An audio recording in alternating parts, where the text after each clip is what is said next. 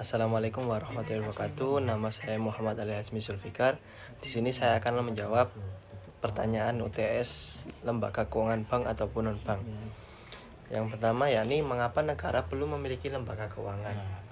Di sini kita tahu peran utama lembaga keuangan ialah menjalankan fungsi intermediasi, yakni menyalurkan dana kembali yang telah dihimpun dari masyarakat dalam bentuk pinjaman atau kredit kepada sektor-sektor real dalam upaya pengembangan usaha masyarakat.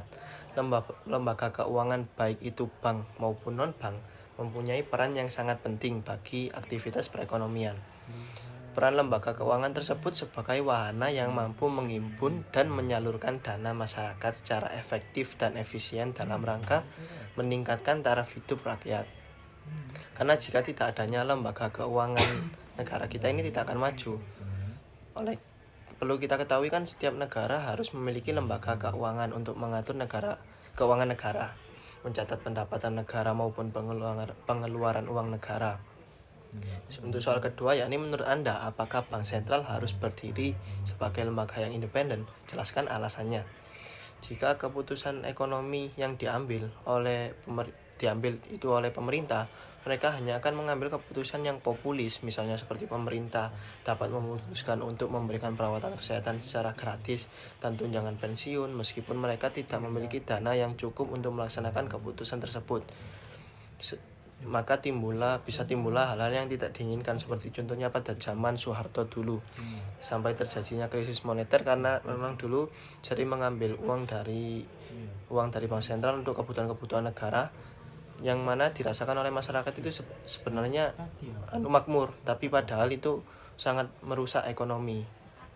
Untuk soal yang ketiga, yakni mengapa lembaga keuangan perlu diawasi atau diatur, dan siapa yang mengatur dan mengawasi lembaga keuangan di Indonesia.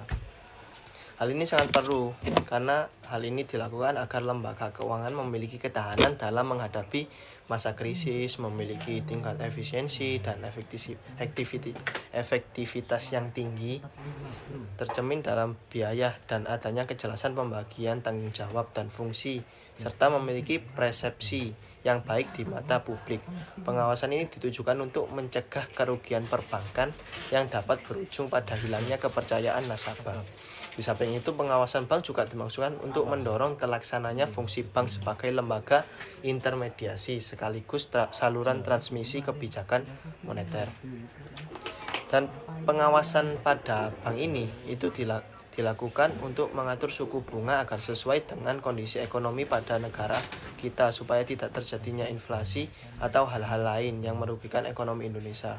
Dan untuk yang mengawasi dan mengatur lembaga keuangan yakni adalah OJK atau biasa kita kenal dengan otoritas jasa keuangan. Yang keempat yakni sebutkan dan jelaskan masing-masing kelebihan dan kekurangan dari bank konvensional, syariah, BPR konvensional, BPR syariah.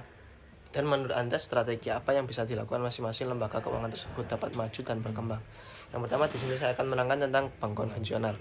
Kelebihan dari bank konvensional yakni nasabah terbiasa emang dengan adanya metode suku bunga daripada dengan metode bagi hasil yang ada pada bank syariah. Mayoritas masyarakat Indonesia lebih familiar juga emang dengan adanya sistem bunga dibandingkan bagi hasil. Kedua yakni tempat investasi terbaik. Tidak bisa dipungkiri bahwa sistem bunga yang diterapkan bank konvensional membuatnya bisa menjadi pilihan investasi yang terbaik. Yang ketiga yakni lebih menjamin simpanan kita karena pengguna bank konvensional ini sangat banyak. Jadi aliran uang atau perputaran uangnya itu sangat lancar sehingga persentase bank tersebut mengalami bangkrut sangatlah sedikit. Yang selanjutnya adalah kekurangannya. Yang pertama yakni adanya sistem bunga yang dilarang oleh agama Islam. Yang kedua yakni biaya administrasi yang besar, baik itu biasa administrasi itu per bulan ataupun per transaksi yang membuat orang berpikir dua kali untuk melakukan. Selanjutnya kelebihan bank syariah yakni terhindar dari riba dan tidak mudah dipengaruhi kebijakan moneter serta akad di dalam bank syariah sesuai dengan syariat Islam.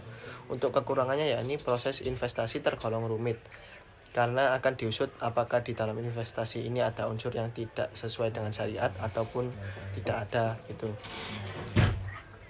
Selanjutnya yakni pada BPR konvensional, kelebihannya biaya konvensional lebih rendah dan lebih fleksibel dalam pemberian kredit karena itu merupakan tujuan utama dari BPR sendiri. Ya, yakni itu memajukan UMKM kredit.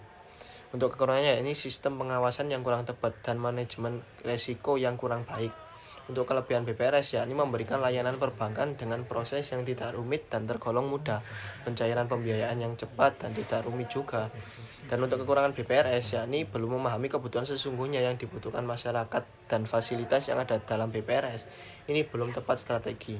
Untuk strategi yang bisa dilakukan dalam bank konvensional yakni memperbaiki sistem yang sudah ada dengan mempertimbangkan segala kritik dan saran dari nasabah agar dapat mempertahankan eksistensi bank konvensional.